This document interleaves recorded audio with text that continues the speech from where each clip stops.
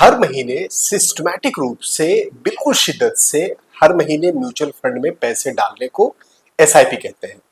SIP काम कैसे करता है, कैसे एसआईपी चुनते हैं, मैं कैसे एसआईपी चुनता हूं, कई सारे लोग एसआईपी कैसे चुनते हैं, लमसम के बजाय एसआईपी को क्यों ज्यादा प्रेफरेंस दिया जाता है, इन सब चीजों के बारे में बात करेंगे आज के इस वीडियो में।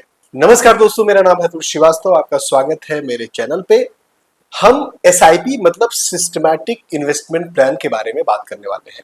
पूरी चीज, पूरी डिटेल, कैसे आपको एसआईपी चुनना है, कौन से एसआईपी ज्यादा रिटर्न देते हैं, क्या एक ही डेट को पैसे डालना इंपॉर्टेंट होता है, ऐसा ना हो कि जब उस महीने में वो एसआईपी का रेट कम हो उस समय पैसे डालें, क्या उससे हमें कोई लॉन्ग टर्म में डिफरेंस मिलता है, क्या लमसम के बजाय एसआईपी में पैसे डालना सही होता है, क्या एक्सपेंस रेशियो जो हम देखते हैं किसी एसआईपी का ये सही होता है, डायरेक्ट या रेगुलर एसआईपी, कौन सा हमें एसआईपी करना चाहिए, इन सब चीजों के बारे में सीखेंगे और समझेंगे आज। सबसे पहले मैं अपनी स्क्रीन शेयर करता हूं और उसमें मैं आपको कैलकुलेट करके बताऊंगा कि मैं कैसे एसआईपी चूज करता हूं या एसआईपी में इन्वेस्टमेंट करना है ये कैसे डिसाइड करता हूं। ओके, तो आपको मेरी स्क्रीन दिख रही है। सबसे पहले हम देखते हैं कि एसआईपी से रिटर्न हमें कितना मिलता है, किस तरीके से मिलता है।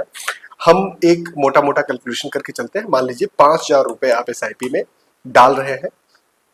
एक्सपेक्टेड रेट ऑफ रिटर्न हम लोग अभी 12% लेकर चल रहे हैं।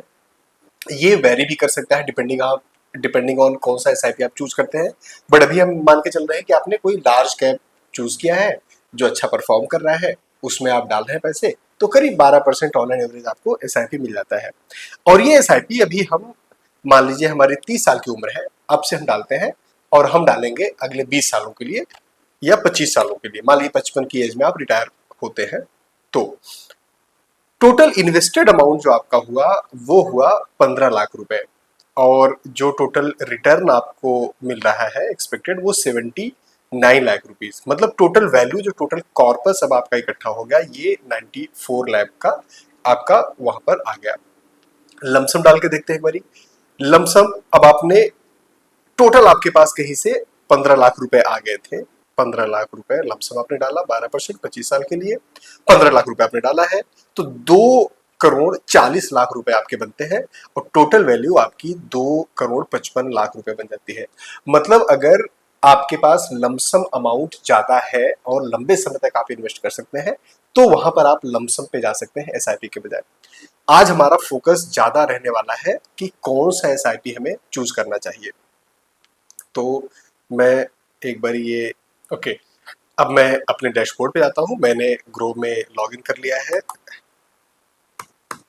और ओके, तो ये मेरा डैशबोर्ड है, बिल्कुल एम्प्टी है। ये एक मेरा डेमो अकाउंट है जो शो करने के पर्पज से मैंने आपको यहाँ पर बनाया हुआ है। एक्सप्लोर पे जाते हैं और म्यूचुअल फंड हम देखते हैं। सबसे पहले मैं ये डिसाइड करूंगा कि अगर मुझे हाई रिस्क लेना है और ज्यादा रिटर्न मुझे चाहिए तो किस तरीके से म्यूचुअल फंड हम लोग देख सकते हैं, सर्च कर सकते हैं। सबसे पहले मैं यहाँ पर हाई रिटर्न वाले टैब पे जाता हूँ कि हाई रिटर्न में देखता हूँ कौन कौन से हैं।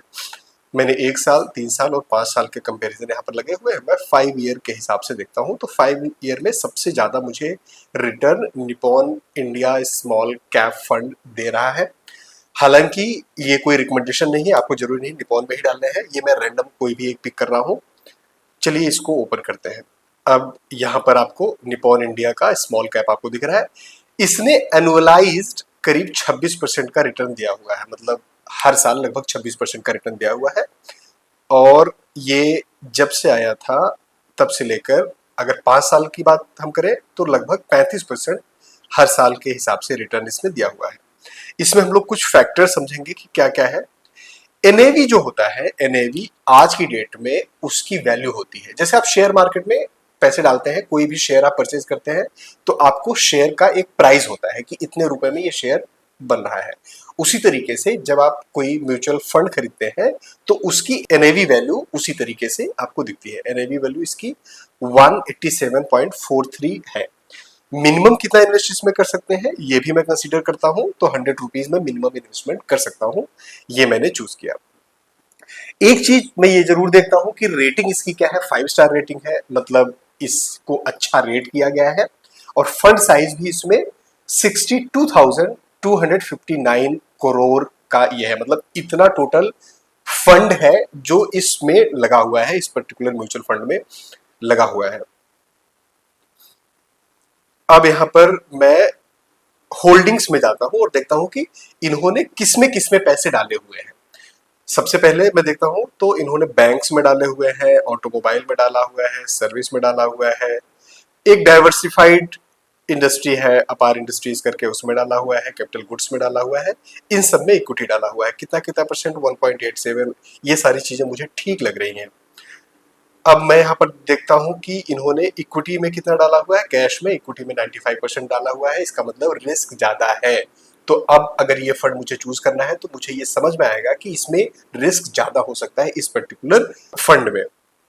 अगर हम सेक्टर वाइज देखें तो कैपिटल गुड में 20%, फाइनेंस में 11%, सर्विसेज में 9%, कंज्यूमर्स स्टेपल्स में 9.7%। ठीक है, मुझे ठीक लग रहा है। ओके, इन्होंने टॉप 5 कंपनीज में 8% डाला है, टॉप 20 में 24% डाला है, which is okay. P ratio 30 rupees है, जो थोड़ा सा ज्यादा है। अगर पी रेशियो 20 के आसपास होता है तो उसको बेहतर माना जाता है, 20 से कम होता है तो और ज्यादा बेहतर माना जाता है। लेकिन अगर 30 रुपए है तो इसका मतलब थोड़ा सा इसमें चिंता की बात हो सकती है, मतलब ज्यादा पी रेशियो ज्यादा है। एक फैक्टर हमें नेगेटिव मिला, बाकी सारे फैक्टर्स अभी तक इसमें पॉजिटिव मिल रहे हैं।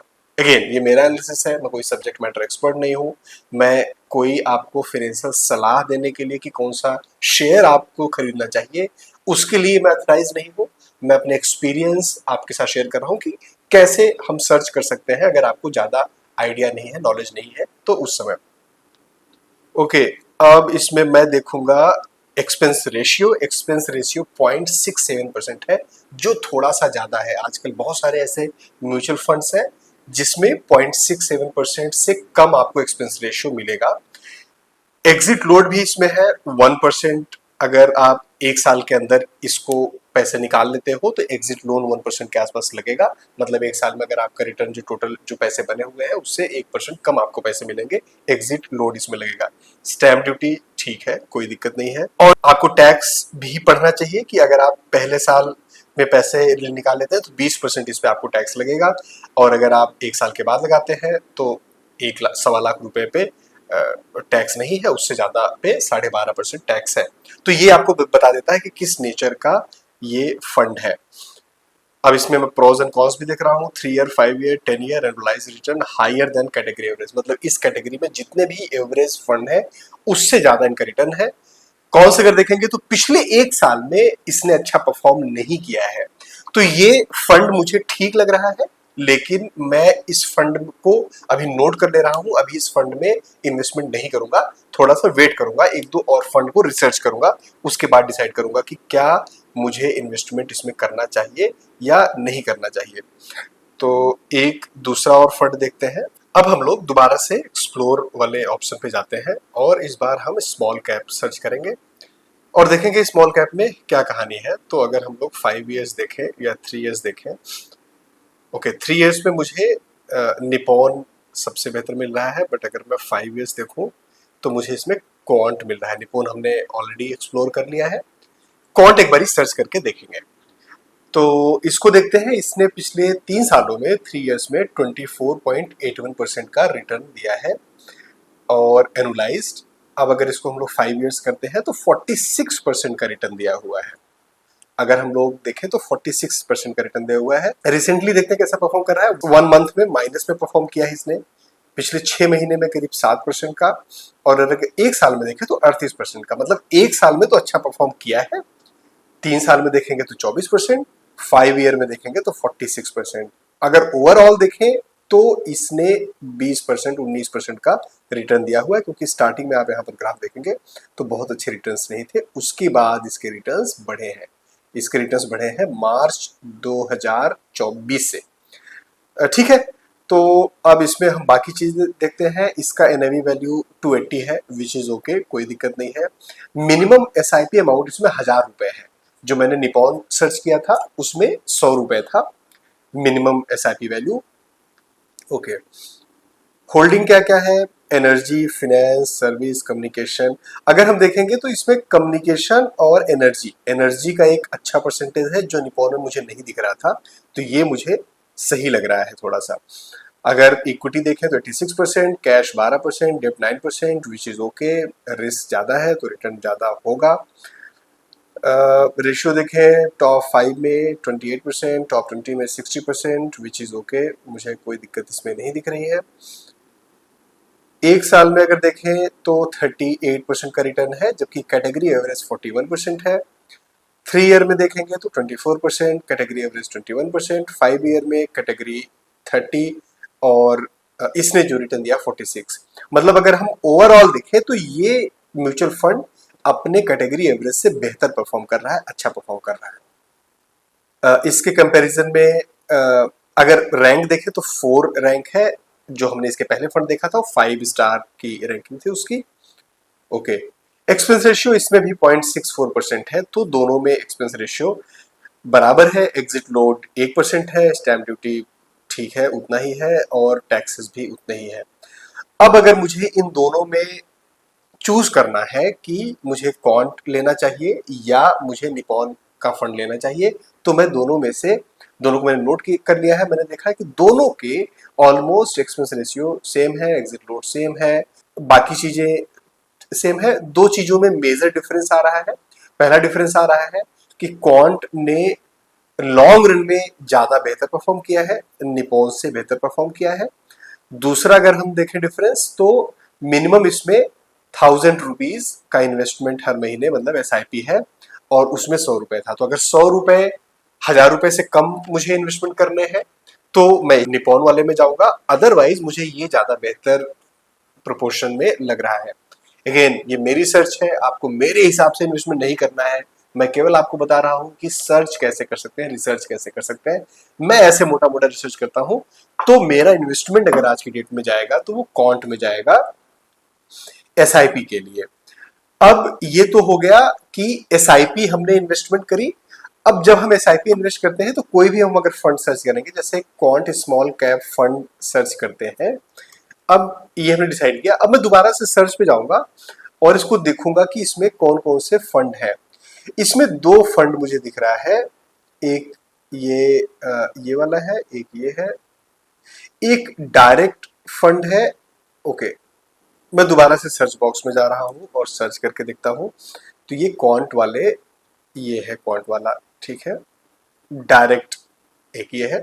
जब भी कोई भी आप इन्वेस्टमेंट प्लान देखेंगे तो उसमें एक तो आपने रिस्क देख लिया, इक्विटी देख लिया, या डेब्ट में ज्यादा है, आपको अपने एज के हिसाब से एक सही डिसीजन लेना है।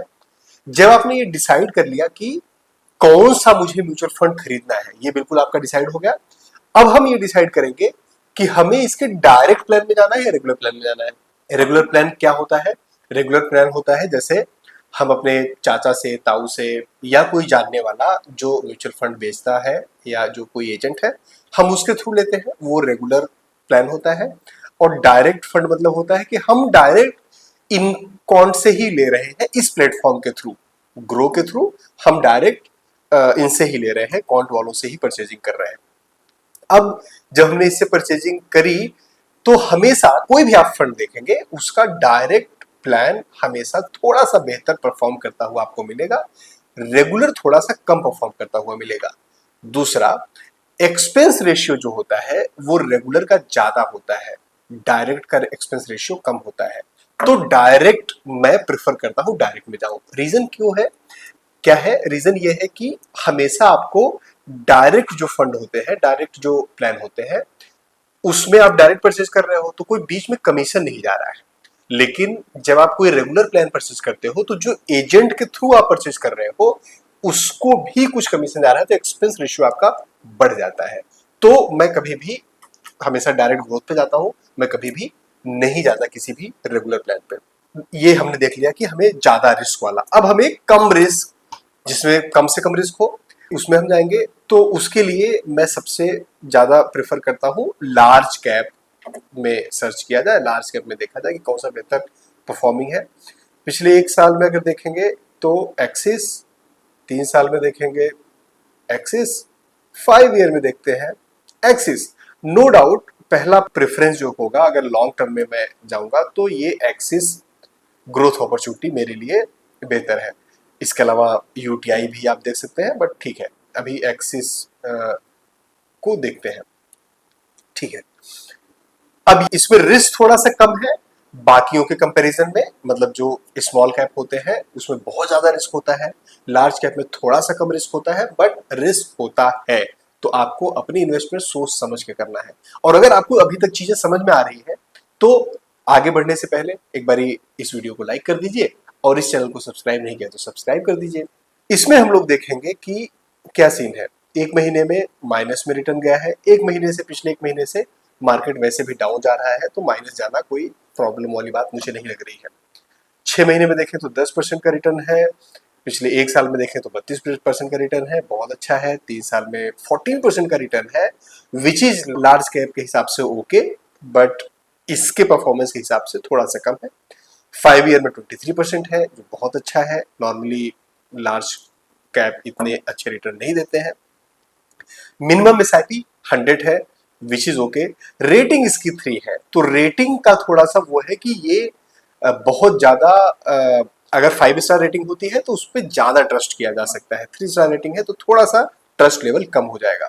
खैर, अब देखते हैं, अगर इसमें 5,000 रुपए हर महीने आपने एक साल, पिछले एक साल डाले होते तो आपके 70,000 रुपए हो गए होते। अगर 3 साल आपने डाले होते तो 2,52,00,000 रुपए हो गए होते। अगर आपने 5 साल डाले होते, हर महीने 5,000 रुपए, तो ये 5,56,00,000 रुपीज हो गए होते। लेकिन हम तो डाल नहीं रहे हैं, हम तो अभी फ्यूचर की देख रहे हैं, तो हम फ्यूचर के हिसाब से इसमें चीजें देखेंगे। ओके, इन्होंने एनर्जी, फिनेंस, इन सब चीजों में डाला हुआ है, विच इज ओके मुझे लग रहा है।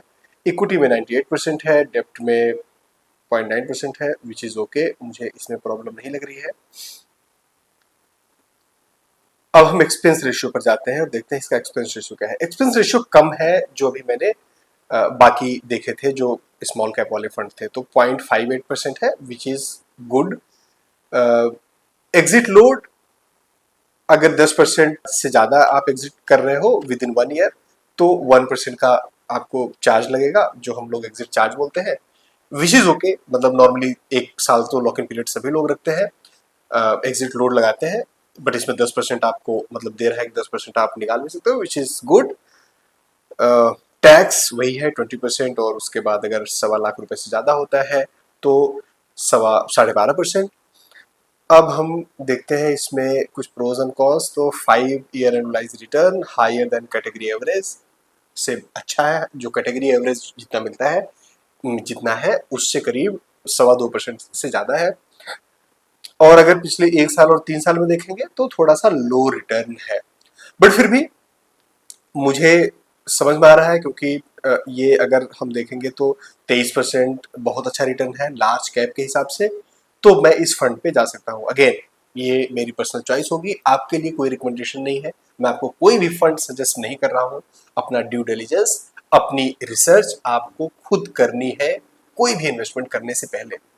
अब ये तो हमने समझ लिया कि ठीक है, अभी आपने इन्वेस्टमेंट लार्ज फंड और रेगुलर आपको करना है, एसआईपी कैसे रिटर्न बनाते हैं, ये सारे हमने कैलकुलेशन समझ लिए। अब अगर मान लो आज के डेट में आपके पास 2 लाख रुपए, 3 लाख रुपए आ जाए या 5 लाख रुपए आ जाए, तो क्या पूरा का पूरा लमसम में डाल देना चाहिए, या आपको उसको मैनेज करना चाहिए? क्योंकि एसआईपी में तो डायरेक्ट आप डाल नहीं सकते। एसआईपी में अगर आप 5 लाख रुपए डाल देंगे तो हर महीने तो 5 लाख रुपए डाल नहीं पाएंगे, तो क्या करा जाए? अब इसमें दो रिस्क, एक रिस्क फैक्टर आता है। ऐसा हो सकता है कि आपने 5 लाख रुपए डाल दिए, लंबे समय के लिए 10 साल 15 साल के लिए डालिए, मार्केट तो ऊपर जाएगा ही जाएगा, तो वो आपको बहुत अच्छा रिटर्न देगा। लेकिन जब हम एसआईपी डालते हैं, जब हम लोग म्यूचुअल फंड डालते हैं, लमसम में कुछ डालते हैं, तो कई बार ऐसा होता है कि हम उतनी टाइम तक मार्केट में बने नहीं रहते, हमें किसी न किसी जरूरत से, किसी न किसी वजह से वो पैसे निकालने पड़ते हैं। उस केस में अगर मार्केट डाउन है, मान लीजिए आज आपने 5 लाख रुपए डाले और उनकी value over the period of time कम है, 5 लाख रुपए से कम है, और आप निकालेंगे तो आपको लॉस ही होगा। एसआईपी में ये कभी नहीं होता, कभी भी आप निकालेंगे तो नॉर्मली आप लॉस में नहीं होते। उसका रीजन ये होता है, अगर आज आपने 1,000 रुपए डाले तो उस 1,000 रुपए की वैल्यू 1,000 रुपए है, कल मार्केट को डाउन हो गया, तब जब आप 1000 रुपए डालेंगे तो उतने शेयर खरीदने के लिए आपको 900 रुपए ही डालने पड़ेंगे। मतलब 1000 रुपए डालेंगे तो आपको ज्यादा वैल्यू मिलेगी। मार्केट और डाउन चला गया फिर भी आप 1000 रुपए डाल रहे हैं तो आपका बैलेंस हो जाता है, एवरेज आउट हो जाता है। लम सम में ऐसा नहीं होता। मैं क्या करता हूं, मेरी क्या प्रेफरेंस है, उसके लिए मैं उस 5 लाख रुपए को एक डेट फंड में डाल दूंगा, एक डेट वाले फंड में डाल दूंगा। वो मैं आपको बताता हूं कि डेट फंड में कैसे डालते हैं। फिर से एक बारी स्क्रीन शेयर करता हूं आपके साथ। ओके, एक्सप्लोर पे गए और एक जो भी फंड्स है इसमें हम लोग एक इक्विटी पे देखते हैं कि एक डेट फंड हम लोग देखते हैं।